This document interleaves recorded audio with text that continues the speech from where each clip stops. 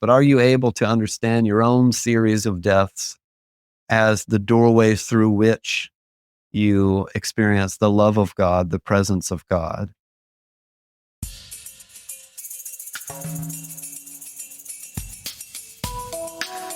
Welcome back to the MercyCast, where we are learning the art of compassion through life's adversity. I'm your host, Raleigh Sadler.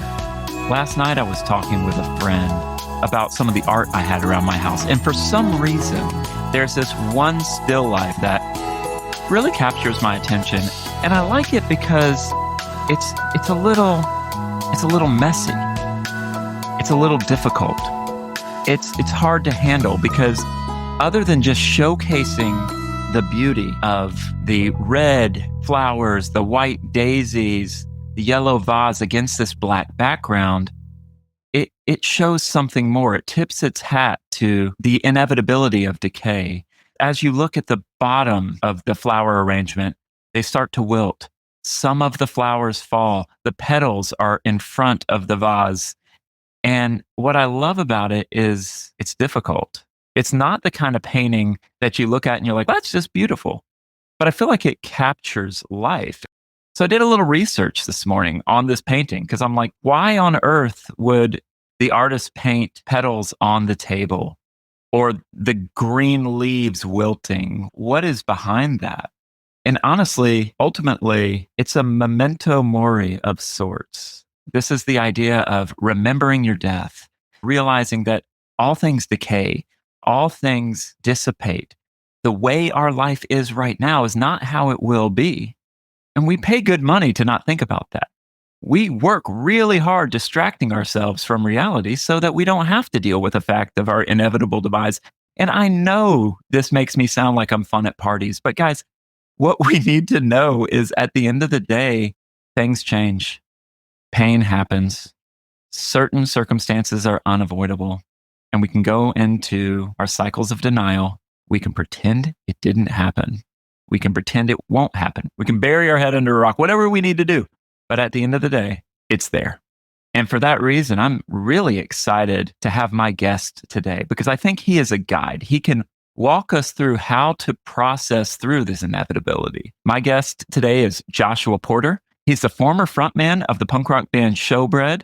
He's also a pastor and the author of the new book, How to Die: Chaos, Mortality, and the Scandal of Christian Discipleship.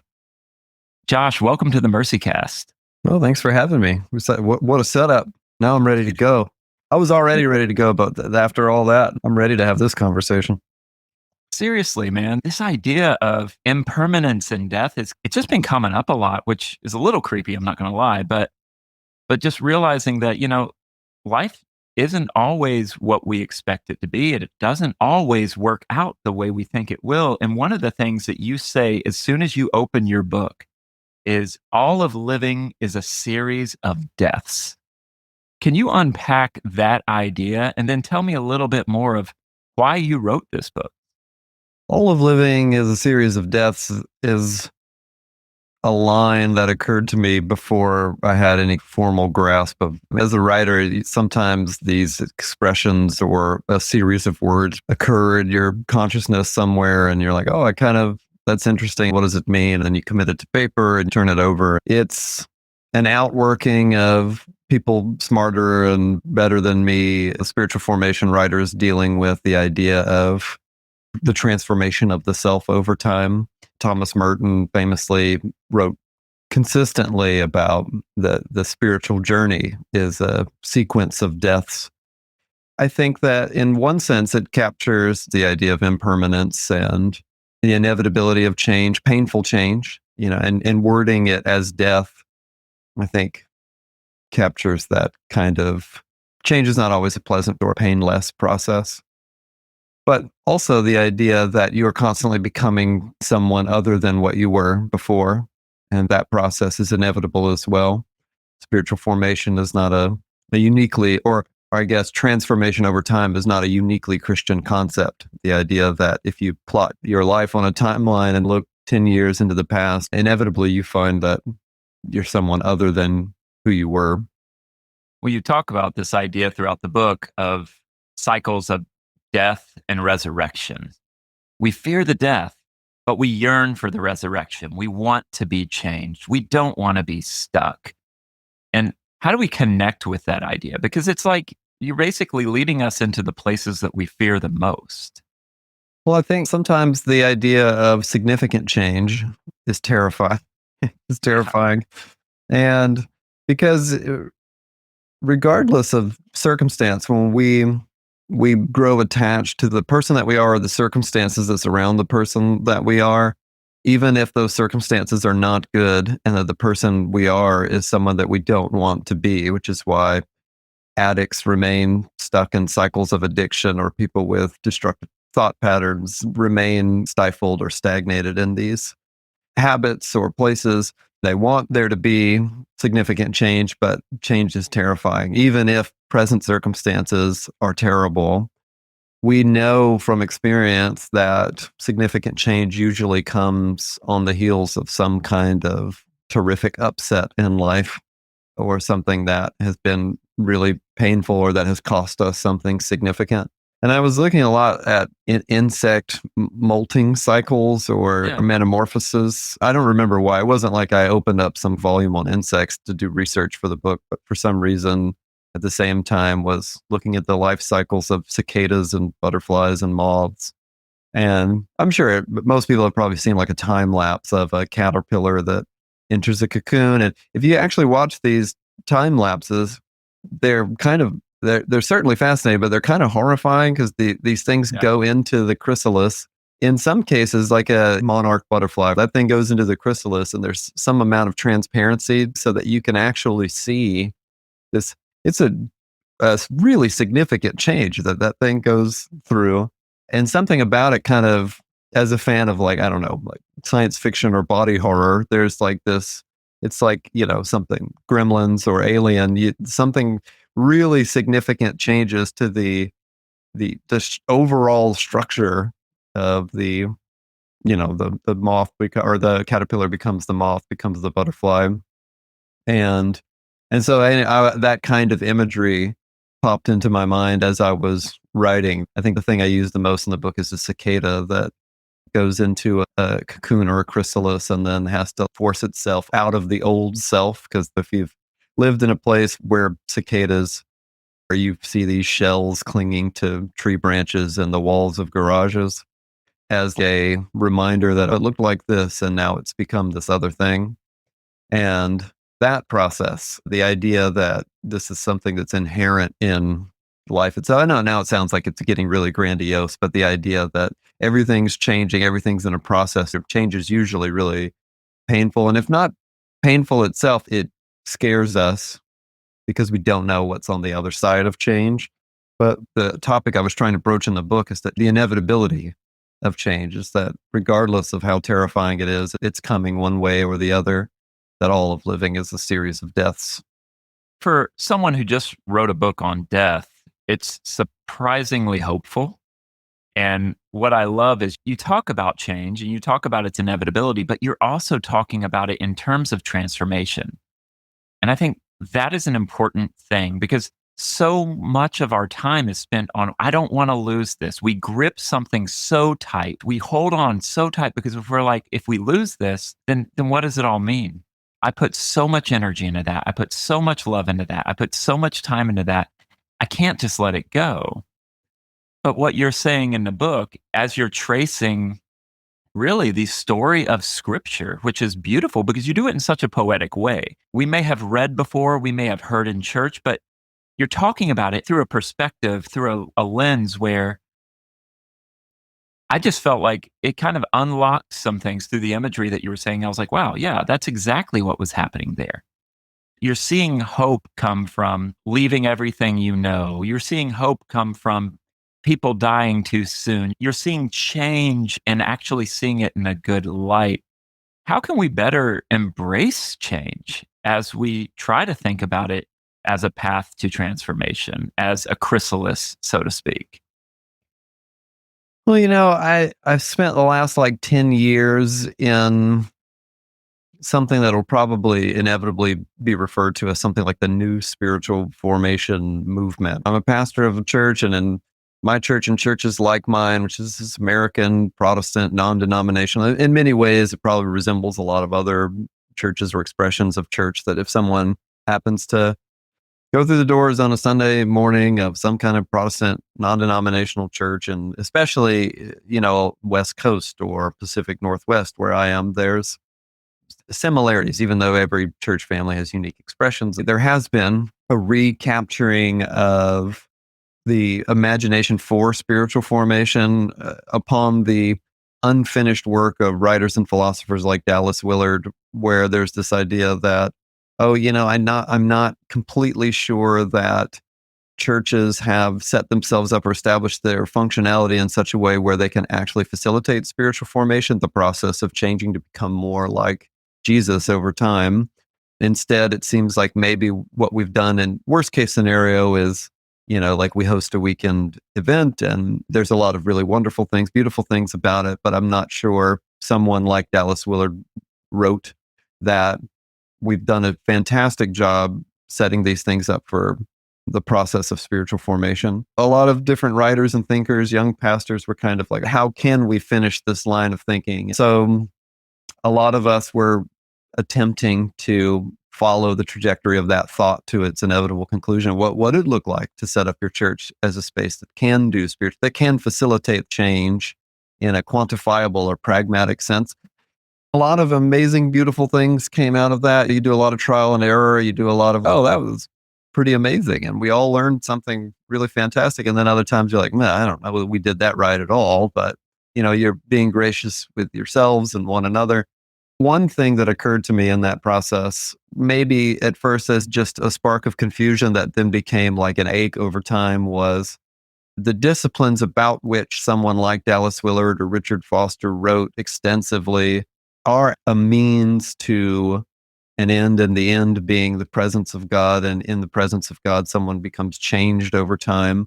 But they are not the only means to that end. And the practices or the spiritual disciplines, and we have, spiritual disciplines exist across the pantheon of the human experience. They're not a uniquely Christian idea. Everyone is reaching for some kind of hardcore lifestyle decision or template that will make them the better version of themselves via, like a fitness regime or a dietary restriction, or even, like fashion or whatever it might be, art, things that aren't in and of themselves bad, but that people reach for in order to become this. That's how I get to the person that I wish that I was. And this idea exists in religious traditions as well and in the Christian tradition. But then you realize that even though these pathways are not only legitimate, they're time tested, they're ancient practices, but that there are other things that happen in life that change us radically in a very short span of time, and they can't be contained in a regimented practice. Sometimes someone is changed radically in a single evening through a single experience. And that experience could be something that's beautiful and redemptive and filled with hope. The kind of story that if you shared with someone else, they'd be like, oh my God, that's so inspiring. That's so incredible. And then people are changed radically in a single moment or a day by something tragic or terrible, something that begins as suffering, but then becomes something else over time, or in some cases begins as suffering and unfortunately warps and distorts a person over time.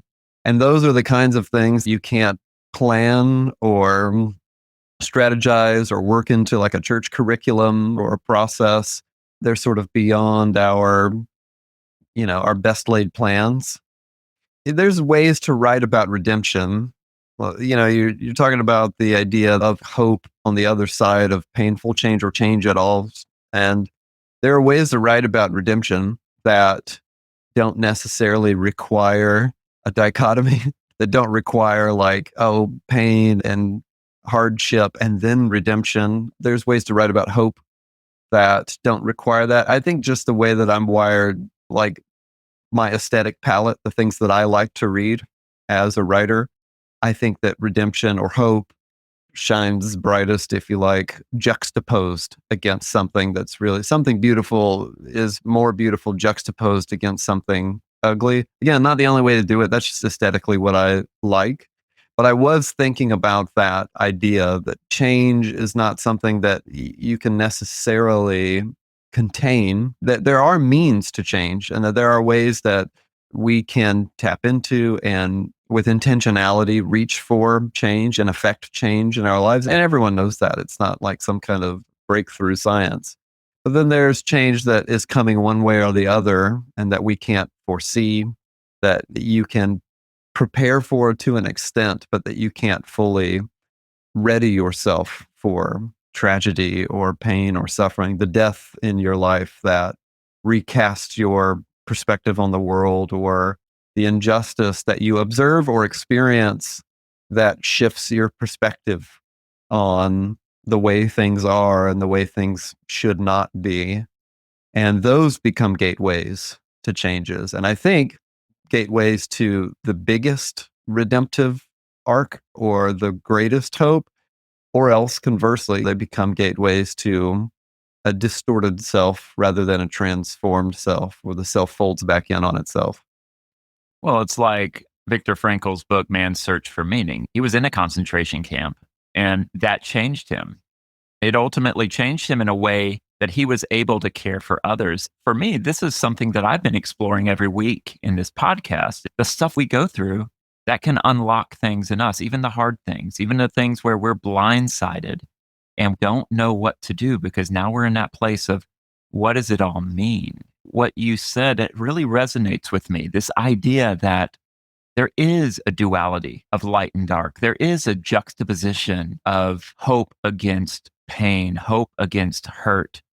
These silent pleas, these silent screams for redemption, hoping that one day things will not be the way they are, that things aren't as they should be, but they're not going to remain that way. I think that for me is one of the best things I've heard all day. It's interesting that you mentioned the word juxtaposition, because I had your book today in a coffee shop. I go every morning and I'm talking to one of the guys there and I'm like, check out what I'm reading, and I show him the book and he goes, whoa.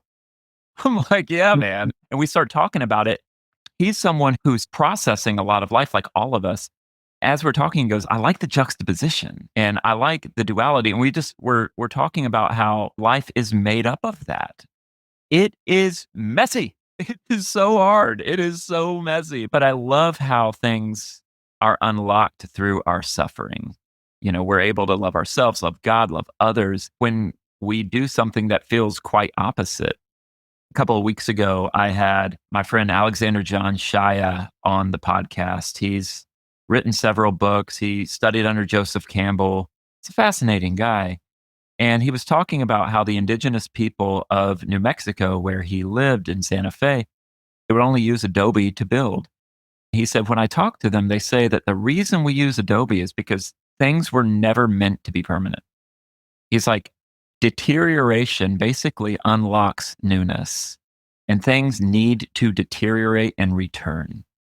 And I've been chewing on that for the past couple of weeks. This idea that when you are going through something, it might not be the end. It might be in I'm dating myself here, but in the words of the late 90s philosophers, Semisonic, every new beginning comes from some other beginning's end. And yeah, I just quoted Closing Times. You're right on. Yeah. But at the end of the day, yes, that deterioration, I think does unlock something. And I love how you mentioned, there's ways of talking about redemption where you can kind of leave the bad out. But we don't have that in the story of Scripture at all. We have light and dark over and over, hopelessness versus hope over and over. It's even the life of Jesus. If I was going to write a hagiography and talk about how great I was, I'm not going to mention some of the low points, the messy things, but Scripture always captures that. How can we see God redeem the messy aspects of our lives? Well, I think one of them is, then no one wants to hear this answer, but is time, the process of redemption. And we think, like in Christian circles, we talk about redemption and our minds immediately go to like capital R, or salvation with a capital S. and the grand kind of like crux of the biblical meta narrative and everything, which is not wrong. I mean, that is where our minds are trained to go for a reason. But, like, I don't know, people, your listeners, I'm sure you've heard, it's like salvation in the Christian tradition and in the scriptures is like a past, present, and future tense kind of thing where it's like you were saved and you're being saved and you will be saved. Salvation's a process, and the biblical authors talk about salvation in a much more multifaceted way where they're constantly going back to the cross and looking for imagery, word pictures, or references, ways to bring the cross into the forefront of the newly Christian imagination. But they also think of salvation itself as something being worked out, in the language of the New Testament, worked out with fear and trembling. It's some kind of painful and difficult process, but it is happening. It's a good work, and someone else is doing it in you, and it is going to be carried on to completion, but you're participating in that process. And it's really slow. Maybe one of the more difficult aspects of my own spiritual formation process is having been someone who's participating in this preaching and teaching formation as something that should be in the forefront of the Christian mind, and that maybe something has been missing from our tradition, or at least my tradition, and that we haven't devoted a lot of time to what it means to be spiritually formed and how one participates in that process. How do you work out your salvation with fear and trembling? What does it mean to be someone who is changing and quantifiably, and not in a like, oh man, I'm doing so good. But in some ways, you inevitably look at the timeline of your life and you say, oh, I was much more a person of anger and resentment 10 years ago than I am today. By the grace of God, my heart has been softened. But then in other ways, you're like, okay, well then why am I still a person of pessimism? Why hasn't that part of me been given the mind of Christ? I had a mentor tell me at some point when I'm saying all the stuff that I'm saying to you, and he's like, well, it's because you're not one thing. It's not like you're moving along a linear timeline toward, you began here and you will finish as the image of Christ at the end. Unfortunately, you have become a softened heart, but still pessimistic. So you're still at level 1. It's not a video game. Instead, there's all these disparate aspects of your personhood, and some of them are drawing near to the heart of God, and they're in the center and they're changing faster. And then there's other parts of you that were way out in the darkness, and they are being drawn, but it's taking a lot longer. We're a people of Amazon Prime. We're a people of next day delivery. Everything around us has trained us for immediacy, and things that take long. And, I'll date myself with you, even in my own life, it blows my mind some of the processes that I took for granted as a young man. I used to drive 45 minutes to a record store as a teenager and be like, hey, do you have this? And they're like, no, we don't have it. We can order it for you. And I'm like, oh, awesome. And in 6 weeks, we'll call you. And then when that phone call comes in 6 weeks, you can drive back to the record store and they'll give it to you. And this is a process that you took for granted. It's like, oh, well, the stuff I want is usually not there. They have to order it for me. But it's coming, and then life goes on, and then eventually get the phone call. Hooray! I forgot I even ordered that.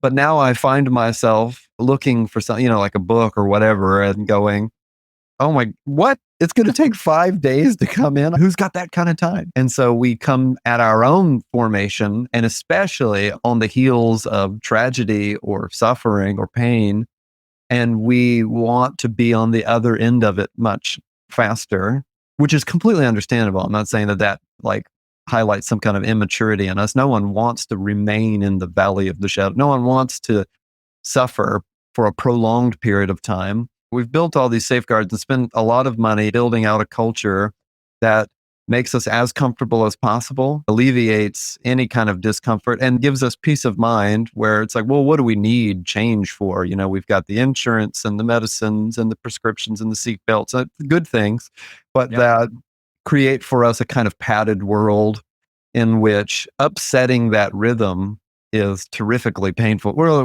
oh my God, what the heck? Why does it take 5 days to get the book? And the spiritual formation process, unfortunately, because it takes so long, or at least in some cases takes so long, that it can be years on the other side of a tragedy where you realize the depth of change you've experienced and how significant that change is because of a conversation that happened during year one, a thought that occurred to you in year two, something that God spoke over you through another person during year three. And the cumulative effect of all those things is that now your perspective on the world and yourself and other people has shifted to a degree that you've more incurred the mind of Christ. But you couldn't have named that during year one or year two or year three. It's been a process, and that process is slow.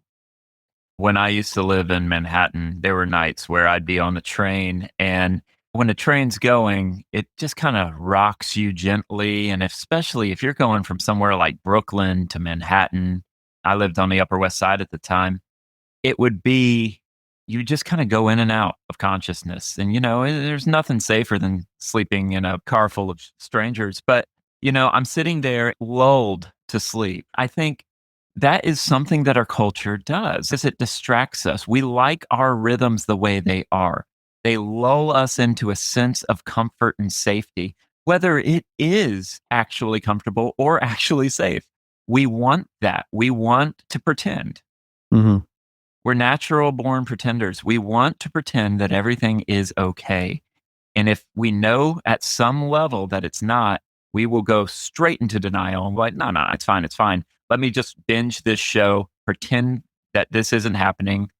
Let me microwave some food. We desire the immediate. And I love how you have kind of juxtaposed this idea of formation versus immediacy.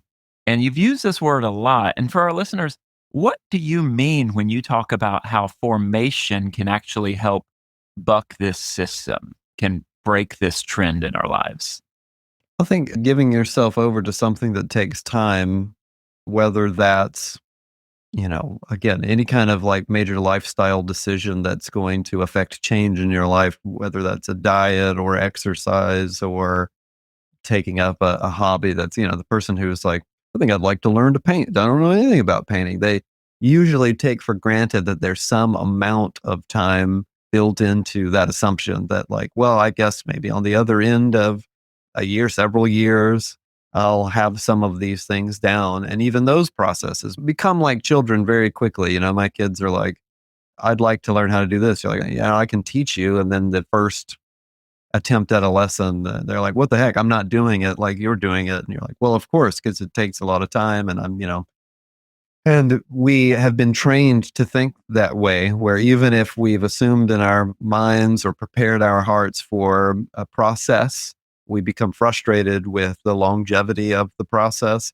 And I think that longevity itself is a teacher in that, I talk a lot about the arts as something that have been robbed of their significance by our demand for immediacy. We've lost a sense of investment in something. You see that old man story that I just told about driving to the record store is the story that you can tell on the other side of that is that because I had made the trip to the record store at this point twice there and back, put in the order and waited 6 weeks to get the record, get the phone call that it came back, go home, you open this thing, put it in. If it doesn't jump out of the stereo as the best record you've ever heard, then by God, you're going to try to find some way to like it. You're going to play it again and again because you've invested so much time and energy in this thing. And sometimes it didn't pan out, but other times you'd realize, listen 4 or 5, that you notice something that you didn't notice before, and your palate changes or expands a little bit, and you're like, oh my God, I'm glad I didn't give up on this record, because then it's become some kind of significant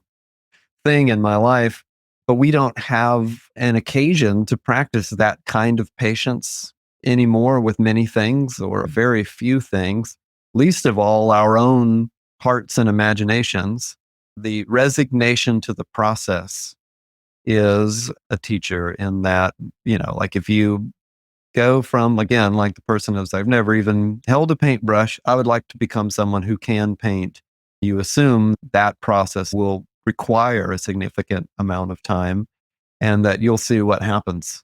And I think that being compassionate to ourselves requires that amount of foresight that's like, it's going to take a long time and I'll participate in that process and see where it takes me. I like this idea of longevity as a teacher. And it's interesting, as you were kind of talking about this idea of longevity, and it was giving way to this idea of patience. The way you described patience was pretty interesting because oftentimes we think of patience as a bad thing. We're swimming in the waters of immediacy. We want what we want now. We want immediate gratification in all areas of life. We don't want to wait.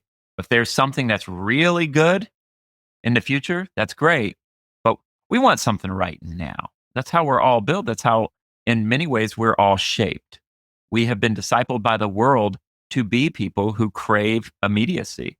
But what's interesting is the way you described patience sounds like meditation. It sounds like this thing of, yeah, I'm just going to keep calling it to mind. I'm going to keep thinking about it. I'm going to keep working through it over time. I'm actively waiting.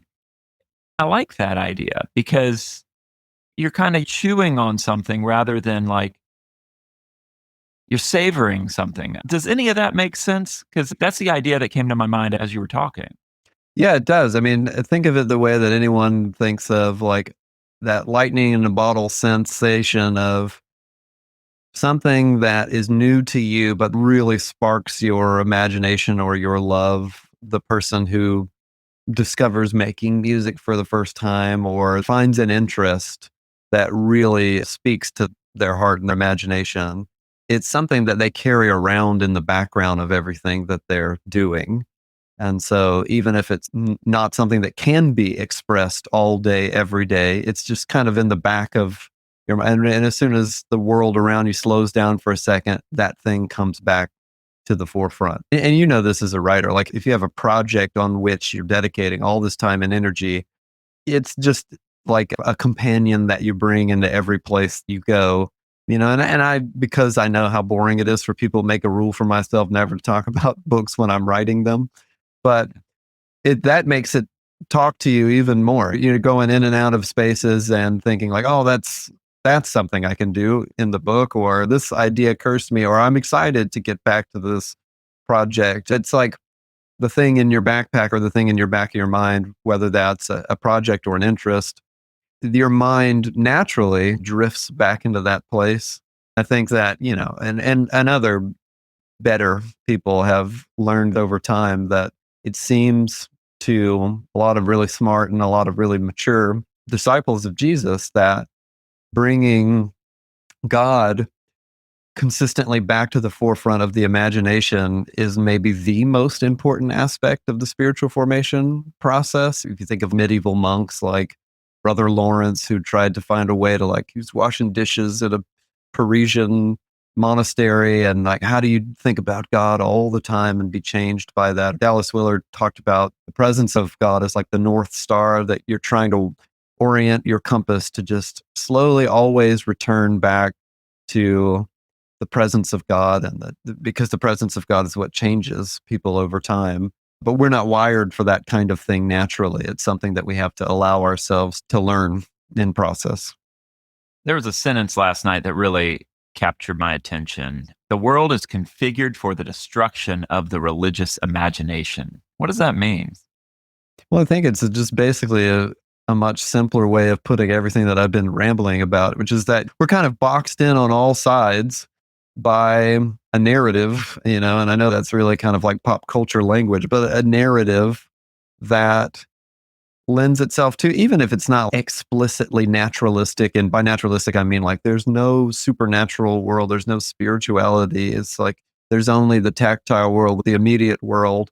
Even if it's not explicitly like that, it's just the world in which we live. It's the environment in which we operate. That's all there is, this moment and the next, like, and you're kind of barreling through life for the immediacy of it is a word we keep coming back to, but everything is satisfying the immediate primal urge or taking care of the immediate tactile thing in life. All the distractions, you touched on this earlier, binge a show or microwave a meal. These distractions populate all of the periphery of all of our lives. And I'm not saying they're inherently terrible. It's just the set pieces of our lives don't in and of themselves turn our attention back to a cosmic reality, a supernatural reality, the presence of God. In fact, they do the opposite. They remind us of the immediate tactile world, and the supernatural world becomes a superstition, even in the minds of sincerely spiritual people, in the minds of Christians, in which, I can't count how many experiences I've had or observed where someone has a supernatural or miraculous experience that defies the ordinary rhythm of life.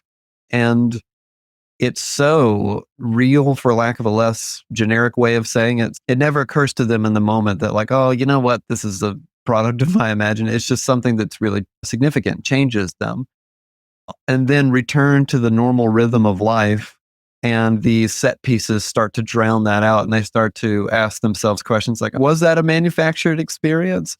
Because the world is oriented in such a way that's like, that's not what usually happens. Yeah. Or maybe it didn't even happen at all, even though they experienced it. You know what I mean? And so we have our work cut out for us as people who are trying to pursue something that, I guess, to the rediscovery of the religious imagination is the thing that I'm after, where we learn to see and experience the world in real time as something that's more than just the distracting set pieces. You know what I mean?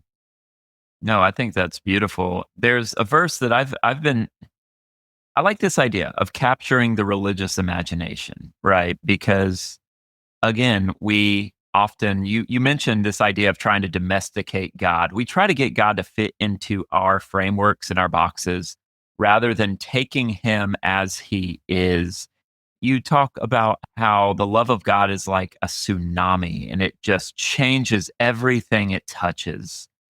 I think this is refreshing because we often go to God kind of like, okay, what can I get from this? It's often transactional and not necessarily relational. Any relationship we're in will change us. As we love other people, it will change us for better or worse. It always shifts us, it always moves us. Sometimes we like it, sometimes we don't. That's why sometimes we get closed off from relationships because we don't want to change, we don't want to hurt, or we're afraid to take that risk. A verse that has kept coming up for me over the past couple of years has been Luke 9:23, and he said to all, if anyone would come after me, let him deny himself, take up his cross, and follow me. How would you interpret that verse? Well, I think it's the great non-seller of the Christian tradition. It's like there are a lot of things that Jesus said and did that contextualized are less off-putting for the modern imagination. But there's a tremendous amount of things that Jesus said and did that, with all the context in the world, he needs better PR. The idea of self-denial as the prerequisite to discipleship. It's not even something like, hey, listen, come and follow me. And along the way, it's going to be really hard, but along the way, you'll eventually be asked to deny yourself. You'll eventually be asked to take up a cross. And it's why the book's called what the book's called, is that the idea of taking up the cross, the idea of self-denial is the prerequisite, the gateway through which you learn the way of Jesus is to acknowledge that there are things about you, wirings, innate desires, leanings, proclivities that you are asked to set aside to actually be who you were meant to be.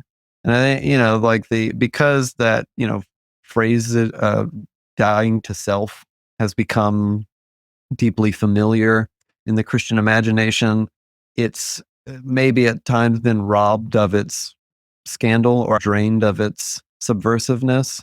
You denying yourself, or self-denial, is not the process through which you become less you. It's the process through which you become more the person you were always intended to be.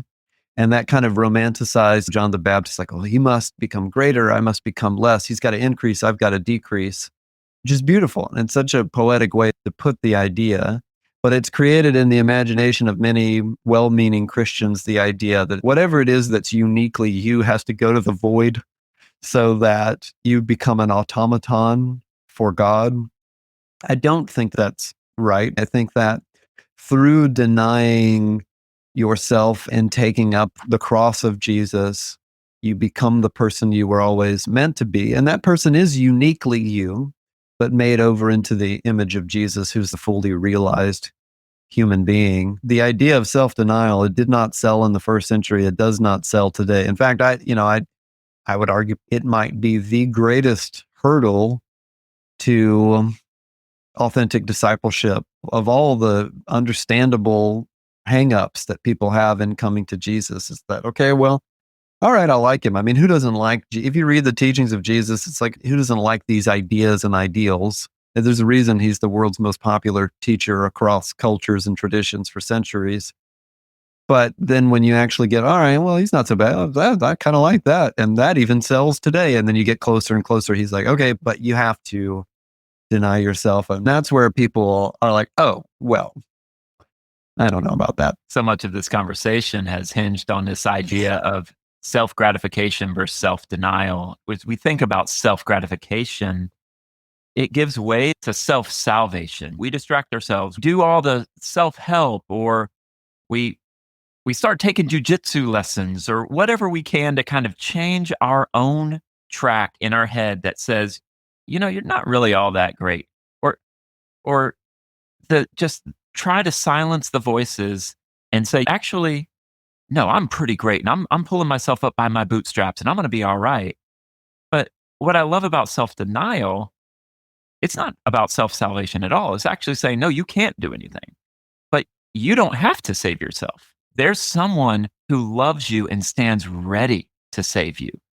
He is there. He is looking at you. He is running to you. He's not even waiting for you to come to him. And I love that because in so much of this conversation, we've been talking about how this idea of death, it happens to you regardless. No matter how fast you run, it stalks you like an 80s horror movie icon. It's just slowly but surely right behind you, and it will catch you because you will tire. Something will happen. But the thing that we don't know is the very thing that we fear. And this is what you just alluded to. The very thing that we fear the most is the thing that frees us. I hate that idea. I absolutely hate that idea, but I kind of love it too. Yeah. Because that's what we want, right? We want freedom. We're yearning for it. We just don't want to get it that way. It's funny that it seems so off-put, and so much of, I think, a kind of like modern pushback against the idea of Christian discipleship, against Christianity in general, is actually against an idea that, like you just said, is not even foreign to the ordinary human imagination, regardless of religious inclination or Christian, non-Christian. All of us, I think, all of us realize that something is not right about the world, that there's a brokenness inherent in humanity and in ourselves. All of us realize that we are not the person that we would like to be, at least not in every single aspect. And all of us admit to some degree that if we did deny ourselves certain things, we could probably come closer to becoming the person that we would like to be. And I'm not saying that that's always accurate, or it's certainly not always pointed in the right direction. But the entire premise behind, again, any kind of like big lifestyle decision, the idea that's like, you know what, I don't feel healthy. I'd like to get in shape. So I will reorient the trajectory of my life, deny myself certain things that I desire or that I'd really like to have and really enjoy having, so that I can become the person that I think I should be, which is a person that's more healthy or is going to live longer, whatever it might be. Changing habits, changing things that you've trained yourself. Like, I'm going to give up smoking because I don't want lung cancer, or I'm going to try to reduce the amount of time I spend on screens because it's affecting my brain. All of us realize that there are things about us that are bent away from health or human flourishing. And then we all realize that there must be some kind of like painful correction to orient us back toward human flourishing, to longer, better, healthier lives. It's why things like therapy and other lifestyle things are in vogue, even in like social media speak, because we all acknowledge that together. It's then when it becomes Jesus who's saying it, who's like, no, all is not as it should be. And you are bent away from the person you are meant to be. There's a painful reorientation that has to happen in order for you to be who you were meant to be, which is a person who can flourish and have what Jesus described as actual life, life to the fullest. Then that comes as an offense to our sensibilities. Oh no, who are you? How are you in a position to say such a thing? When we all know that it's true. It's interesting because when you couch it like that, we see how, in a sense, we are wired for self denial. Because when we realize we don't like something, we want to change it. We start doing intermittent fasting, start working out. Sometimes it is to save ourselves, but other times we're like, no, if I don't lose some weight, my health is going to continue to plummet. I want to be here for a little bit longer. We start realizing that there is life in self denial. There is life in telling yourself no. There is life in giving yourself boundaries, not only with yourself, but with other people, and saying, I don't have limitless energy. I am just me. How do I live in the way that I was intended? And so I think in some ways we naturally gravitate towards that, but we still hate the pain. We hate the shift. We hate that moment where we're like, yeah, but the other way was comfortable. Mm-hmm. I loved just sitting there and murking like a whole box of cookies. I went through a period of my life where I would just tear up ice cream. It was not okay. Oreos, cookies, and cream. I would destroy that. And it was good, right? Like it was good. It was delicious. But what's not delicious is how I started feeling afterwards and how I started looking afterwards. And that had to change. It is good, but it's good in moderation. Mm-hmm. And I think even in that conversation is self-denial. Josh, how would we, in these last couple of moments, how would you encourage our listeners who they're thinking, how do I approach this? How do I approach self-denial? How do I approach this idea of dying to myself? How do I see death in my life as a benefit? Well, if you would have asked me 10 years ago, I would have given you a much more hardcore sounding answer that there's so much language in the New Testament that seems to that just outright points to a kind of effort, and that the Protestant Christian tradition has become terrified of the idea of effort, and not for no reason, because we are saved through no effort of our own. It's just like what you were saying earlier. Someone else comes to us and does the rescuing, which is all true. But then in that beautiful truth, if we let it eclipse the reality that you have a role to play in the process of your own formation, which is why you get language. It's like, therefore, make every effort and to work out your salvation with fear and trembling, not save yourself with fear and trembling, but to work out your salvation with fear and trembling. And all those things being completely true, 10 years ago, I think I might have said, there is a rich and somewhat forgotten tradition of Christianity that understands what it means to make every effort to work out your salvation with fear and trembling through ancient practices that are time tested in the history of the church and in the life of the New Testament, exemplified by Jesus himself. It's the same idea as, well, what would you tell someone who wants to get in shape? It's not simple. It's been the same things forever, which is make these dietary changes in your life, and then you begin to exercise. And there's all kinds of different ways to do it, but it's all basically the same principle. It's not that making every effort and working out your salvation with fear and trembling is not a real aspect of what it means to be a disciple of Jesus. In fact, the book How to Die is divided into 3 books, and the 3rd book is called The Manual of Disciplines. It's about this kind of thing.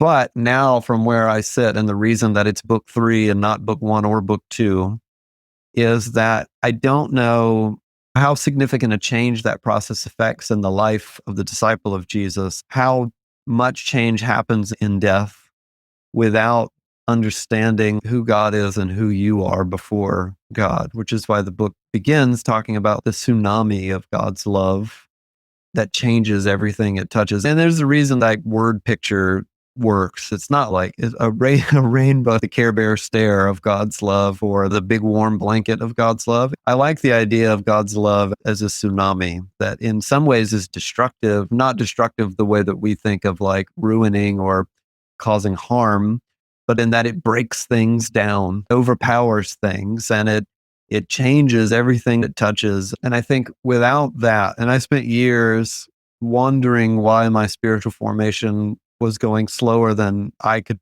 stand, or why certain aspects of my formation were stalled in infancy. And I realized that it took me more than a decade to accept the love of God at all, even as someone who's been a Christian for most of my life. It took me more than a decade to love or even like myself at all, and to come to a place where I could say with sincerity, I believe that God loves me and likes me. Without those things, I can ask my son to, wake up early and exercise with me, and he'll do that. He likes to hang out with me. I could make him do it because, I'm bigger than he is and I have authority in my household. I could be like, if you don't do this, you're going to be punished. And he would probably obey that because he doesn't want to be punished.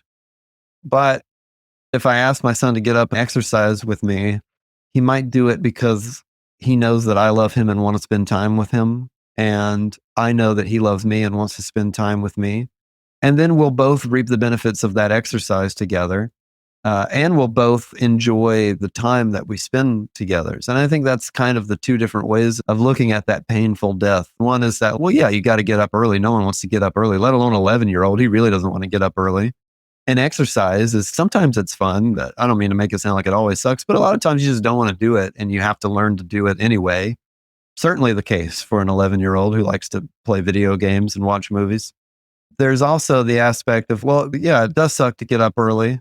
And sometimes I don't want to exercise at all, but the reason that I do that is to spend time with my dad. And it's the vehicle through which I spend time with my dad that changes me. The death that I experience pales in comparison to the thing that my mind goes to immediately, which is like, yeah, but time with dad early in the morning. I think that without that, are you capable of understanding death, even if you can't fully comprehend, every single aspect of it and fully give yourself over to trust, but are you able to understand your own series of deaths as the doorways through which you experience the love of God, the presence of God? Otherwise, you're just working out, you know what I mean? And it's not like nothing good will happen. Good stuff can and will happen because God, he's pretty gracious. He'll work with you in anything. But the real beauty of being able to confront and then experience those deaths is the hope and love of on the other side is more of God's love. On the other side is more of me being who I was meant to be in his presence. Wow. Yeah. And that gives us something to hope in. Mm-hmm. Absolutely. Josh, thank you so much for being on the Mercy Cast today. This has been good. Thank you. Thanks for having me. It was a blast. I'm so grateful to have been here.